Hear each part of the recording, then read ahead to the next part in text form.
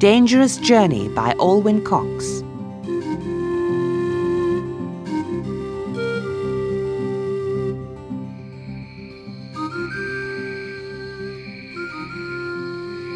There was forest all round for hundreds of kilometers. And there were no roads in the forest. There were only tracks. 2 tents stood in a clearing. 2 men were standing near the tents. The younger man, Manuel, was making coffee on a small stove. He looked up at the sky. "It's going to rain today," he said. "I know," replied Leon. "And the rain will turn the ground into mud. Then we'll never get back to base." 4 men were working in the forest. They were looking for iron and other metals. Leon was the boss, and he was angry. It was early morning. Leon and Manuel were ready to leave, but Joe and Pedro were out in the forest. "They left in the truck 2 days ago," said Leon. "They're very late." Joe was always making trouble. He was younger than Leon, and he was clever. He wanted to be boss. Manuel poured the coffee into mugs, and the 2 men drank it slowly. Suddenly, they heard the sound of a truck. "They're back," said Manuel. The truck came up the rough track. It stopped near the tents. Joe jumped out. He was a big man with red hair. He was smiling. His smile made Leon more angry. "You're late," said Leon. "Where have you been?" "Hunting," replied Joe, and he held up his rifle. "Hunting?" Leon shouted angrily. "That's not your job. We haven't time for hunting." "We were away for 2 days," replied Joe. "We're not very late." "I'm the boss here," Leon shouted. Joe looked at Leon angrily. He was not smiling now. "We're late, very late," said Leon. "The rain will start soon, and then there will be mud everywhere. We must leave now." Manuel took down the tents, and Joe and Pedro put the boxes into the truck. "Hurry!" shouted Leon. "It's 10 o'clock. Let's go." Soon, everything was in the truck. Joe sat in the driver's seat. Leon sat beside him. Manuel and Pedro climbed into the back of the truck. Joe started the engine, and the journey began. They drove easily for the first 20 kilometers. Then they came to a stream. "There was no water here last week," Pedro shouted to Manuel. "Look at the water now!" The stream was full of water. Joe slowed down and drove the truck carefully through the rushing water. They crossed the stream, and Joe drove faster. The rain was now falling heavily. The track was very muddy, and the truck began to slide. "Watch out!" shouted Leon. But it was too late. The truck stopped. The wheels were still turning, but the truck was not moving. The wheels were turning round and round in the mud. Leon got out, and Pedro and Manuel jumped down. Joe sat in the driver's seat. Leon looked at the wheels in the mud. Then he looked up at Joe. "It's your fault," he said angrily. "You were driving too fast." "Pedro, you cut branches from those trees," ordered Leon. "And you, Manuel, throw the branches under the wheels."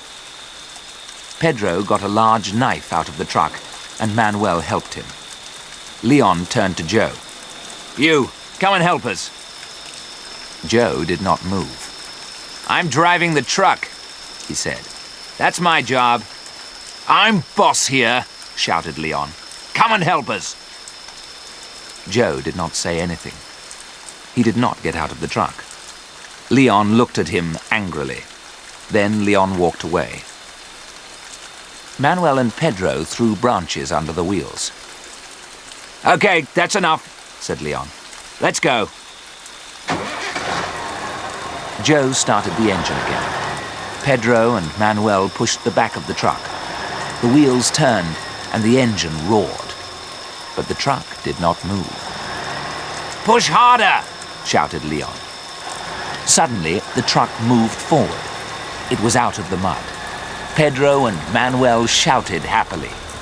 At that moment, a large branch flew up from under a wheel. It hit Leon's arm. He stepped back and fell in the mud. "Stop the truck!" shouted Manuel. "Leon's hurt!"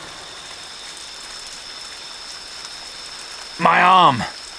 Let me see. It hurts. It's broken. I'll tie it up."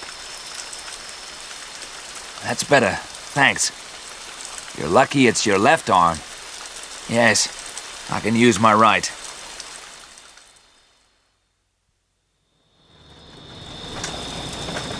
At midday, it was still raining heavily. The track was covered with mud. Joe drove slowly, and the truck did not stop again. They climbed up a steep hill. On the other side, the track went down to a river. It was the biggest river in the forest. This was the last river between the men and their base. An old wooden bridge crossed over the river. They drove down towards the bridge. "Look!" Leon shouted to Joe. "Something's wrong! It's the bridge! It's broken!" Joe did not stop the truck. He drove down slowly to the bank of the river. He drove to the edge of the broken bridge. Then he stopped. They all got out of the truck. They stood in silence. Nobody spoke. They looked at the broken bridge and at the rushing water. Pedro spoke first. "There is no way across the river now. How can we get back to base?" "We must get help," said Leon. "Pedro, you climb back up the hill. Take the radio with you and call base. Perhaps they'll hear you and send help." Manuel lifted the radio out of the truck and fixed it to Pedro's back. Joe stopped them. "It won't work," he said. "Why not?" asked Leon. "It isn't a strong radio," replied Joe. "We're too far away from the base. No one will hear us from this side of the river. We must cross the river by ourselves." "We can't," said Leon. "We must get help." "We can't get help from here," said Joe. "We must cross the river first. Then we can get help." "But how do we get across?" asked Leon. "It's too dangerous. Look at the water." The rain was still falling heavily, and the water was rising. "I have a plan," said Joe. Leon looked at Joe and smiled. "You're clever, Joe," Leon said. "You always have plans, but they never work." "Let's listen to Joe's plan," said Manuel. "We can use the boat," said Joe. Leon laughed. "Don't be stupid. The boat's too small for 4 people. And look at the rushing water. It will carry the boat away." "But we've got a rope," said Joe. "We can tie the rope to the boat. With luck, the water will carry the boat to the other side." "We can try it," said Pedro. "It won't work," said Leon. "It will work," said Joe. "Look, I'll show you." We tie a rope to this end of the bridge. Then we tie the rope to the boat and carry it up the river. 2 of us get into the boat and push it into the river. We paddle hard to get to the other side. We tie the rope to the other end of the bridge. 1 of us pulls the rope and brings the boat back. "It won't work," Leon said, "but we can try it." "I'll go first," Joe said. "It's my plan." "No, let me go," said Pedro. "I am stronger." "You can both go," said Leon. "Pedro, you stay on the other side. Joe, you bring the boat back, and then you can take Manuel. Then you can come back again for me." "Good," Joe said. Pedro, you bring the radio. You can use it on the other side of the river. Pedro got the rubber boat out of the truck and pumped it up. Leon helped him with his right arm. There was a long rope in the back of the truck. Joe tied it to the broken bridge. Manuel tied the other end of the rope to the rubber boat. "It's a long rope," Leon said. "It'll be all right." "Hurry," said Joe. "The water is rising quickly." Joe and Pedro carried the boat. Manuel and Leon walked behind them. Manuel held the boat. Joe and Pedro climbed in. The rushing water took the boat into the middle of the river. The boat crossed to the other side. It came near the bridge. Joe held on. Pedro climbed out of the boat. Pedro tied the rope to a piece of the bridge. Pedro stayed on the far side of the river. Joe pulled hard on the rope, and the boat slowly came back to Leon and Manuel. "You get in now, Manuel," said Leon. "I'm going last." "No, you're not," Manuel replied. "Your arm is broken. You can't get into the boat alone. You need help. I'll help you." "Manuel is right," said Joe.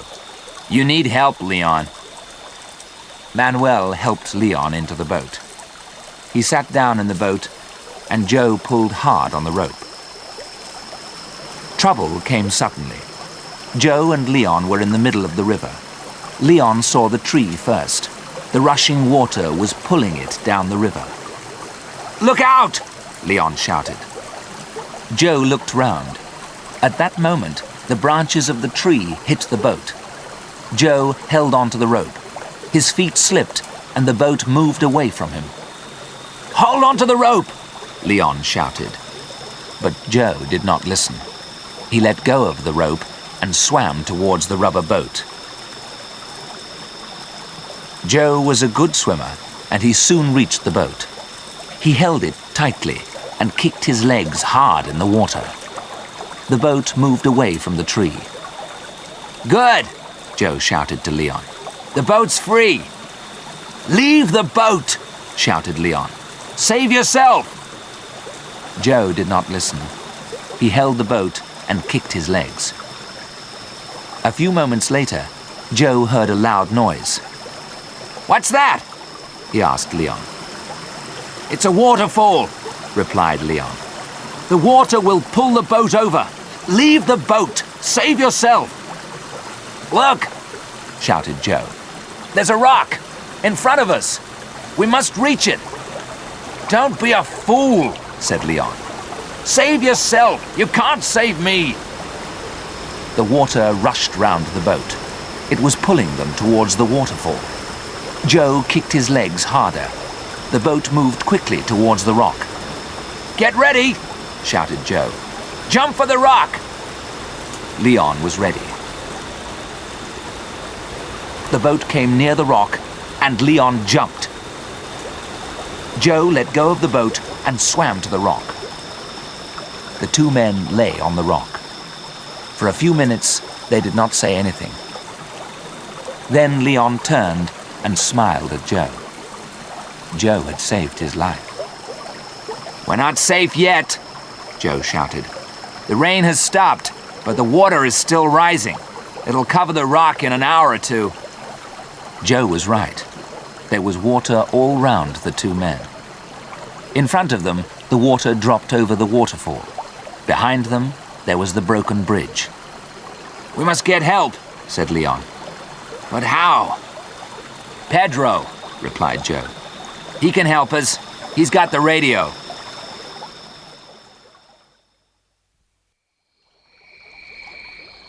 Pedro was waiting on the far side of the river. He watched Joe and Leon. They climbed onto the rock. They were safe.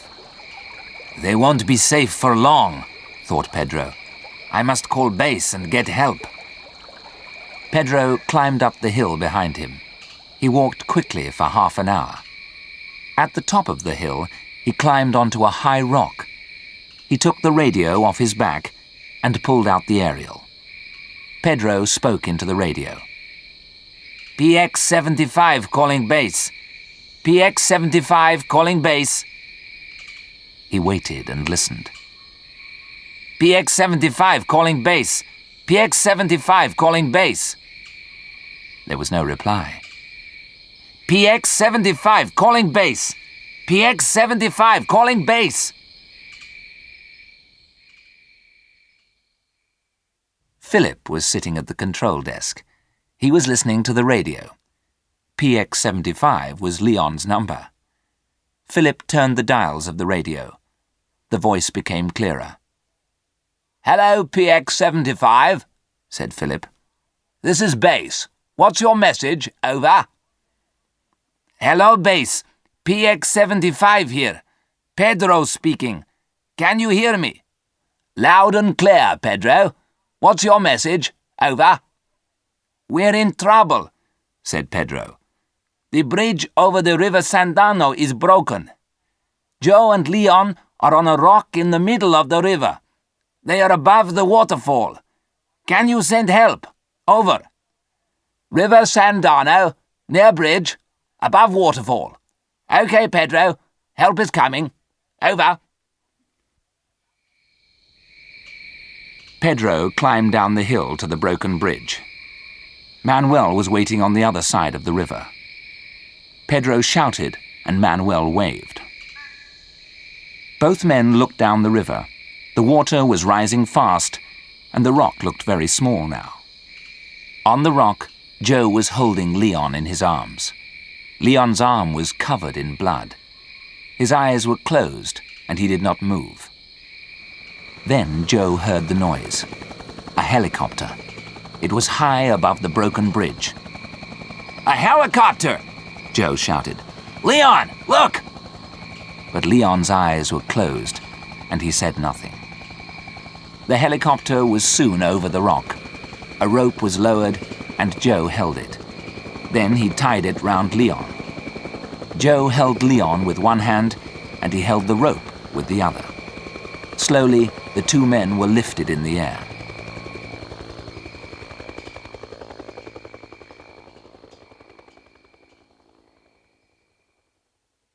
Leon woke up slowly. He was still half asleep. "Where am I?" he asked. Then he remembered the rock and the helicopter and Joe. "Joe!" he shouted out. "Where's Joe?" "Don't worry," said a voice. "I'm not dead yet."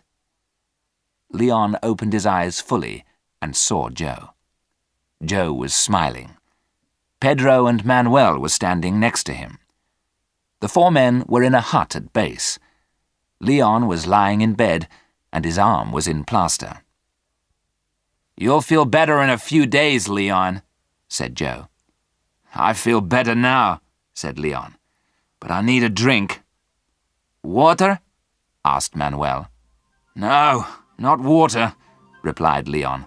"I don't want to see water again, not for a long time." And they all laughed.